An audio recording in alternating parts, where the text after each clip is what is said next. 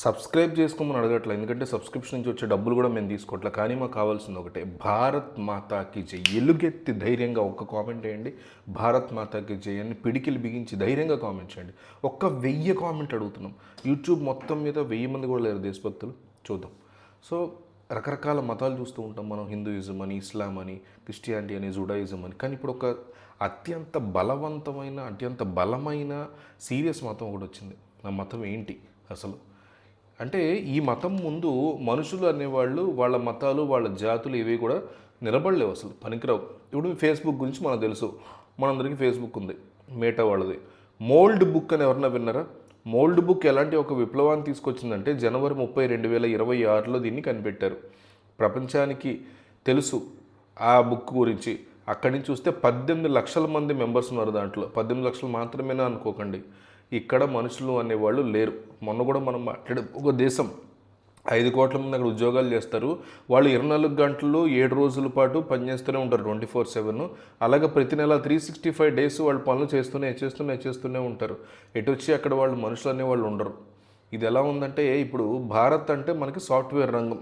మన software engineers అద్భుతాలు సృష్టిస్తున్నారు ప్రపంచవ్యాప్తంగా. అలాంటిది రేపు సాఫ్ట్వేర్ రంగం అనేది తుడిచిపెట్టుకుపోతే అమెరికా నుండి, భారత్ నుండి ఎంతెంత కంపెనీలు, ఎన్ని వేల కోట్ల పెట్టుబడి ఒక్కసారిగా వితిన్ మంత్స్ పెద్ద పెద్ద సంస్థలన్నీ ఒక్కసారిగా మాయమైపోతే మన వాళ్ళ పరిస్థితి ఏంటి? సాఫ్ట్వేర్లో ఉన్నవాళ్ళు చాలా చాలా దీర్ఘంగా ఈ విషయంలో ఆలోచించాలి. తల్లిదండ్రులు మా పిల్లాడు ఒక సాఫ్ట్వేర్ ఇంజనీర్ అని చెప్పుకుంటాడు, దానికి సంబంధించినటువంటి చదువు అనేది చదువుకుంటాడు. రేపు మనం ఆర్టిఫిషియల్ ఇంటెలిజెన్స్ గురించి మాట్లాడాలి అంటే మాట్లాడే తీరాలి, వేరే మార్గం లేదు. ఇది ఏ లెవెల్కి వెళ్ళిపోయింది అంటే, చిన్న ఎగ్జాంపుల్, షాక్ అవుతారు మీరు. ఇప్పుడు మన యూట్యూబ్ ఛానల్ ఉంది, నేను ఒక వ్యాపారిని అనుకోండి. ఈ యూట్యూబ్ ఛానల్ని ఏఐ అనబడేటువంటి ఏజెంట్గా నేను కన్వర్ట్ చేశాను, ఏజెంట్గా. ఈ ఏజెంట్లే 18 లక్షల మంది ఉన్నారు. వీళ్ళది ఒక నెట్వర్క్, వీళ్ళు చాటింగ్ చేసుకుంటూ ఉంటారు.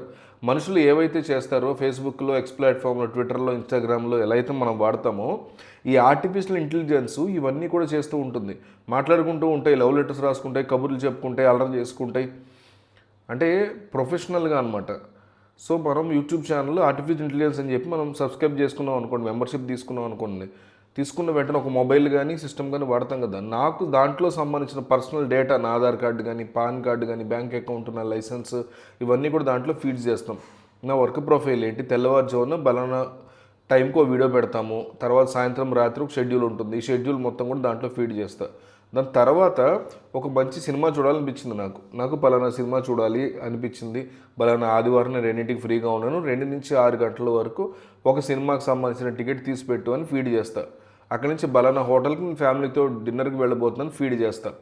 సో ఇట్లా రకరకాలవన్నీ కూడా నేను ఫీడ్ చేసుకుంటూ వెళ్తాను దాంట్లో.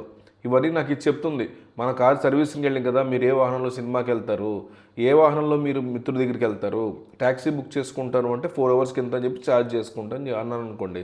ఆ ట్యాక్సీ బుకింగ్ కూడా ఇదే చేస్తుంది ఏజెంట్. సినిమా టికెట్ రిజర్వేషన్లు అయిపోద్ది, బలానా హోటల్లో బలానా సీట్లు అయిపోతాయి. నా ఫ్రెండ్కి మెయిల్ వెళ్తుంది, బలానా వ్యక్తి 8ంటికి వస్తాడు మీ ఇంటికని. సో మనం చేయాల్సిన పనులంతా ఏ ఏజెంట్కి అప్పచెప్తే వరుస పెట్టి చేసుకుంటూ వెళ్ళిపోతూ ఉంటుంది. ప్రతి వారము, ప్రతి సంవత్సరము, ప్రతిరోజు కూడా మన పనులన్నీ చేసి పెడుతుంది. బ్యాంక్ అకౌంట్లో ఎంత డబ్బులు ఉన్నాయి, నెలకి ఎంత ఖర్చు పెడుతున్నాను, ఇన్కమ్ ఎలా ఉంది, ఎక్స్పెన్సెస్ ఏంటి, మొత్తం అన్నీ చెప్తుంది. ఎక్కడ వేస్టేజ్ ఉంది, ఎక్కడ డబ్బులు పోతున్నాయి, ఎక్కడ ఎక్కువ మిగులుతున్నాయి, ఇవన్నీ కూడా చెప్తూ ఉంటుంది. ఒక హాస్పిటల్లో రీసెంట్గా ఇంత ఖర్చు అయింది అని మెడికల్ ఎక్స్పెన్స్ ఇస్తే, ఆ ఏ సర్టిఫికేట్ తీసుకుంటే బిల్లు మొత్తం కూడా అప్లోడ్ చేసి ఇందులో ఎక్కడెక్కడ వేస్టేజ్ ఉందో నాకు చెప్పు అంటే 17 లక్షల రూపాయలు బిల్ వేస్తే అందులో దగ్గర 5 లక్షలు ఒట్టి వేస్టేజ్. హాస్పిటల్ వాళ్ళు వేసిన ఛార్జెస్కి వాళ్ళు వేసిన బిల్లుకి సంబంధం లేదని చెప్పి 5 లక్షల రూపాయలు చూపించింది. తప్పుడు లెక్క వేశారు, ఎక్స్పెన్సెస్ కాదని చెప్పడంతో ఆ వ్యక్తి కోర్టుకు వెళ్తాను అంటే హాస్పిటల్ యాజమాన్యం డబ్బులు తిరిగి ఇచ్చింది. సో ఒక కంప్యూటర్, ఒక ఆర్టిఫిషియల్ ఇంటెలిజెన్స్ ఏజెంట్ ఈ పనులని చేసి పెడుతున్నారు.